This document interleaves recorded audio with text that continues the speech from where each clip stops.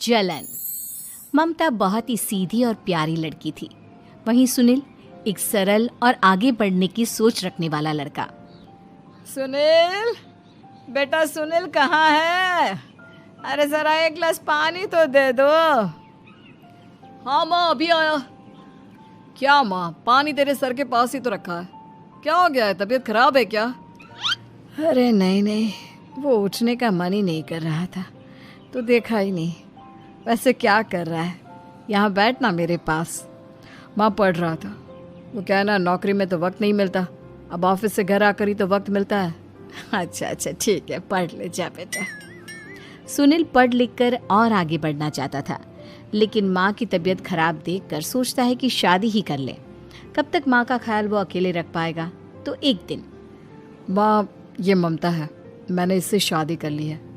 तुम्हारी तबीयत भी ठीक नहीं रहती, तो मैंने सोचा शादी कर लेता हूँ। घर संभालने वाली और तुम्हें संभालने वाली कोई आ जाएगी तो अच्छा रहेगा। माँ अचानक से सामने बहू देखकर हैरान रह जाती है। बेटा ये क्या बात होती है? न बैंड, न बाजा, न दहेज, न शगुन, ऐसे कैसे बहू आ गई? माँ तू तो जानती है, मैं नौकरी के साथ पढ़ाई कर रहा हूँ, तो कहाँ से इतना पैसा बचा पाता कि धूमधाम से शादी करता। वैसे भी माँ, लोग तो आकर खाकर निकल जाएंगे, इसलिए बस वैसे ही। माँ जी, मैं आपका ख्याल रखूंगी। वैसे भी ये आगे की पढ़ाई कर रहे हैं, अच्छा कुछ कर गए तो सबके दिन फिर से अच्छे आ जाएंगे। सास को ममता की बात ठीक तो लगती है, लेकिन मन में कहीं ना कहीं लगता है कि कहीं बहू बेटे को लेकर फुर्र ना हो जाए और फिर तो वो रह जाएगी अकेली। बेटा देख, मेरा जो कुछ भी है वो सुनील ही है, और सुनील का भी अब इस दुनिया में मैं ही हूँ और कोई नहीं। क्या सुनील? बिल्कुल माँ, लेकिन आज से ममता भी मेरे जीवन का अहम हिस्सा है, जैसे तू है। सास को बड़ा बुरा लगता है कि उसकी सल्तनत में कोई और हिस्सेदार कैसे हो सकता है। कैसे कोई और उसके 30 साल के बेटे की जिंदगी में अचानक से आकर बराबर का हिस्सेदार बन सकता है। देख बहू, मैं भले थोड़ा बीमार रहती हूँ, लेकिन इसका मतलब यह नहीं कि घर की चीजों में मेरा कंट्रोल खत्म हो गया है। मैं आज भी इस घर की रानी हूँ, समझी? बेटा सोचता है कि ये माँ को अचानक से क्या हो गया। कल तक जो माँ कहती थी कि जिंदगी का कोई भरोसा नहीं, वो अचानक से जंग के मैदान की झांसी की रानी कैसे बन गई? माँ क्या हो गया है? सब ठीक है ना? अचानक कैसी बात कर रही हो? ममता का आज पहला दिन है, स्वागत करो उसका। आसपास की आंटियों को बुलाओ, नई दुल्हन की मुंह दिखाए करवाओ। खैर, सास होने का फर्ज निभाती है और बाद में एक सहेली के साथ बाहर निकल जाती है। क्यों री बताया नहीं कि बेटे का ब्याह कर रही हो?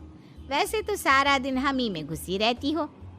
अरे मुझे भी तो अभी पता चला, यूं अचानक सर पर लेकर आ गया। कहता है बहू है माँ तुम्हारी, अब इसको भी इतना ही मैं प्यार करता हूँ जितना तुझे करता हूँ।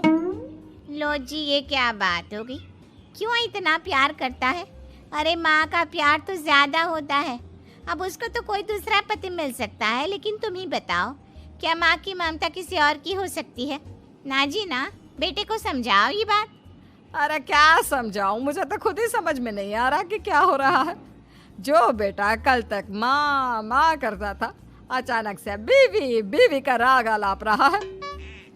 देखा, उसकी बीवी ना सुंदर और जवान है। सुंदरता के आगे तो एक से एक नहीं टिके, तो तेरा बेटा किस खेत की मूली है?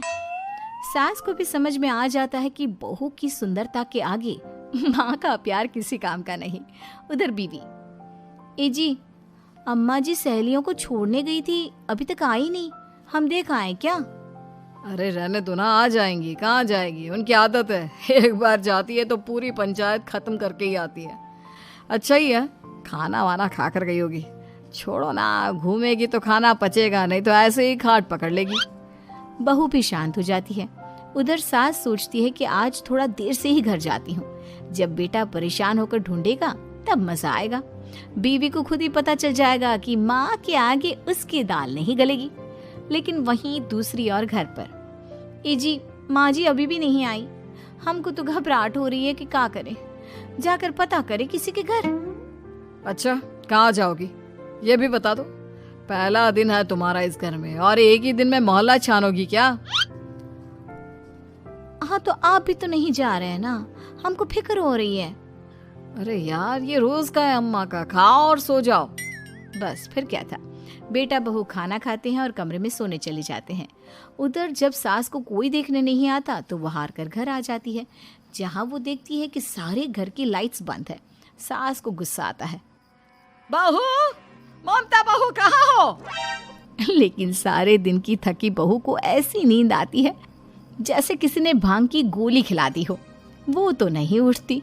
उठकर आ जाता है बेटा। अरे क्या बात है अम्मा, काहे चिल्ला रही हो? अरे सो जाओ ना, सुबह की थकी है बहू, वो सो रही है। जोर से बोलोगी तो नींद खुल जाएगी उसकी। माँ को गुस्सा आ जाता है। फिलहाल तो सो जाती है, लेकिन मन ही मन ढेर सारा जहर बहू के लिए भरा होता है। सुबह बहू चाय बना रही होती है कि सास धीरे से गैस तेज कर देती है, जिससे चाय का बर्तन जल जाता है। और जैसे ही बहू चाय का बर्तन उठाती है, उसका हाथ जल जाता है। मेरा हाथ जल गया। वो जोर जोर से चिल्लाकर इधर उधर भागती है कि सास थोड़ी देर में उसके हाथ में पानी डाल देती है। हाय रे बहू, क्या कर रही हो? पहली बार रसोई छुई हो क्या? सासू माँ गलती से गैस तेज रह गई थी और बर्तन जल गया, जिससे मेरा हाथ जल गया। हाय रे, कितना गंदा दाग। छी छी छी छी, मुझे तो उल्टी आ रही है तेरा गला हुआ मांस देखकर। तू ना मुझे अभी साथ से खाना मत लगाना। बहू भी खुद का हाथ देखती है तो उसे भी रोना आ जाता है। कुछ दिनों के बाद सास की सहेली आती है, बहू चाय बनाकर लाती है। उसके जाने के बाद सहेली कहती है, बहू की सुंदरता ऐसी है कि कोई भी दीवाना हो जाए। वैसे तेरे बेटे का क्या हाल है? अरे वैसा ही है, बहू के पीछे लट्टू। क्या करूं, कुछ समझ में नहीं आ रहा।